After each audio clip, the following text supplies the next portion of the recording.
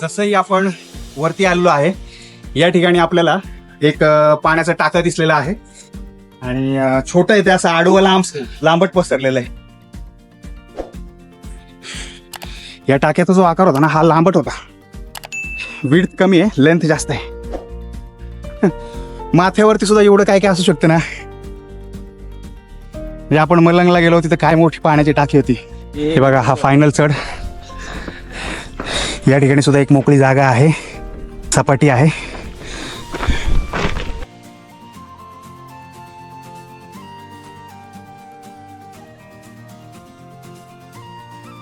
आणि अशा प्रकारे शेवटचा जो माथा आहे त्याच्यावर आपण पोहोचलो आणि फायनली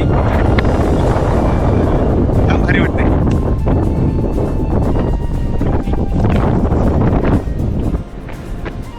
ड्रोन उडवू शकत नाही, बिलकुल नाही.